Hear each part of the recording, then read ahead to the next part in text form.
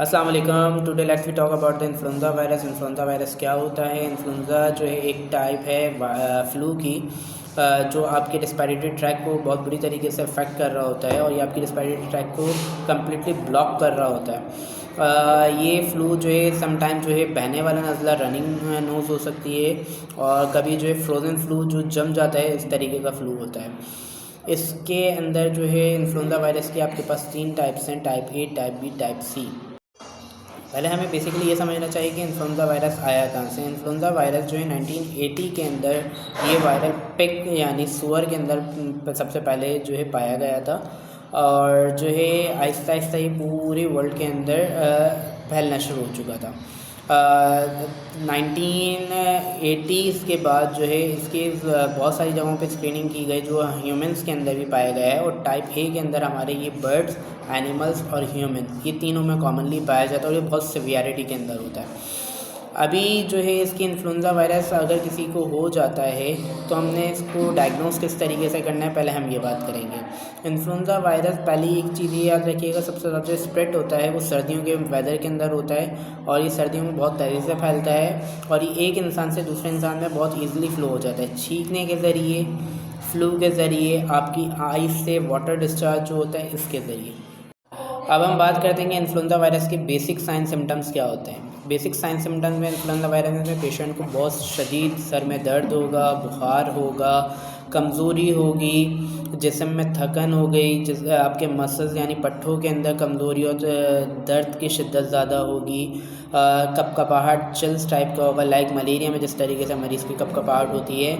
भूख के अंदर कमी होगी, खांसी होगी, नाक आपकी बहेगी, आपकी नाक टोटली बंद हो जाएगी, गले की नाली में जहाँ से आप ग़िज़ा निकलते हैं सोजिश हो जाएगी, ग़िज़ा का निकलना बहुत ज़्यादा हद तक मुश्किल हो जाएगा। अच्छा, इन्फ्लुएंजा वायरस सबसे पहले अटैक करता है किस पे है, पहले हम ये बात कर लेते हैं। इन्फ्लुएंजा वायरस सबसे पहले जो अपना अटैक बनाता है वो ओल्ड एज पीपल्स होते हैं, फीमेल्स होती हैं जो प्रेग्नेंट होती हैं, जिनको डायबिटिक हो, और जिनको हार्ट से रिलेटेड कोई डिज़ीज़ हो, या फिर जो एस्थमेटिक हो। एस्थमेटिक पेशेंट्स का ऑलरेडी लंग्स थोड़े से कंप्रोमाइज़ चल रहे होते हैं, क्योंकि वो ऑलरेडी ही अस्थमा के पेशेंट होते हैं, और इन्फ्लुएंजा वायरस उनके ऊपर बहुत ईजिली अटैक कर देता है। डायग्नोसिस की बात करें तो पेशेंट की सारे साइन सिम्टम्स को देखते हुए उसकी पेशेंट की हिस्ट्री लेंगे, और हमारा एक फिर भी डाउट रहेगा तो हम उसकी अपने डाउट क्लियर कराने के लिए हम इस लैब इन्वेस्टिगेशन के साइट पे जाएंगे।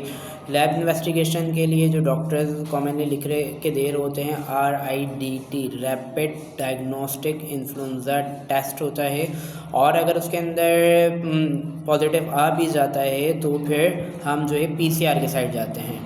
RIDT PCR हम लोग करवा रहे होते हैं। सम टाइम पेशेंट्स के अंदर सारे साइन सिम्टम्स अपीयर्स होते हैं, RIDT की नेगेटिव आ रहा होता है, लेकिन फिर भी हम PCR कराते हैं, वो PCR हमारे पास पॉजिटिव निकल के आ जाता है।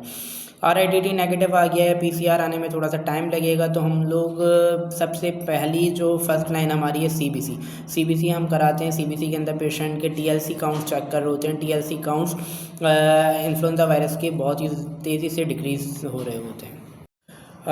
इन्फ्लुएंजा वायरस से हम लोग डायग्नोस किस तरीके से करेंगे? पेशेंट की हिस्ट्री और साइन सिम्टम्स हमारे लिए बहुत ज़्यादा मायने रखते हैं। पहले हम पेशेंट की हिस्ट्री चेक करेंगे, अगर वो हमारे को पॉजिटिव वाइब्स देती है और जो है उनके अंदर साइन सिम्टम्स प्रेजेंट है तो हम उनका टेस्ट करवाएंगे, RIDT का टेस्ट करवाएंगे। RIDT होता है रैपिड इन्फ्लुएंजा डायग्नोस्टिक्स टेस्ट होता है।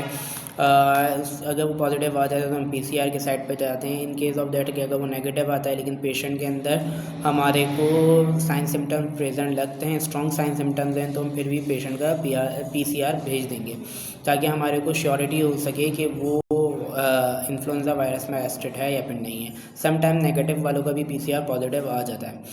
हम लोग उसके लिए बाद जो हमने फर्स्ट लाइन टेस्ट करवाएंगे CBC के अंदर हम जो है उनका TLC काउंट देखेंगे। TLC काउंट इन्फ्लुएंजा वायरस में पेशेंट में बहुत तेज़ी से डिक्रीज साइड पे जा रहा होता है।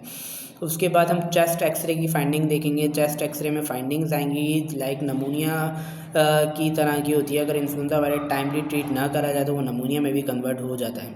अगर मैं भी इसकी ट्रीटमेंट की बात करूँ तो इन्फ्लुएंजा वायरस के लिए हम कोई भी एंटीबायोटिक पेशेंट को सजेस्ट नहीं करते हैं अनटिल जब तक कि कोई हमारे को बैक्टीरियल एविडेंस ना मिले। जब हमारे पास कोई बैक्टीरियल एविडेंस आता है तो फिर हम उसके बिहाफ पे पेशेंट को एंटीबायोटिक मेडिकेशन प्रिस्क्राइब कर रहे होते हैं। हम पेशेंट की मेंटली काउंसलिंग ये कर रहे होते हैं कि आपने बस अपने आप को एक आइसोलेशन रूम में कवर करके रखना है ताकि ये इस वायरल किसी और को स्प्रेड ना करे।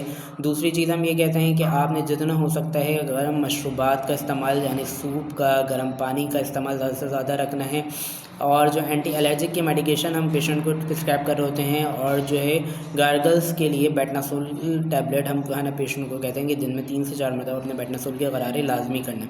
फर्दर इन्वेस्टिगेशन हब के लिए हम पेशेंट को डिफरेंट टाइप्स ऑफ मेडिसिन लिख रहे होते हैं जिसके बिहाफ पे पेशेंट हमारे को पॉजिटिव रिस्पॉन्ड करता है विद इन अ वीक।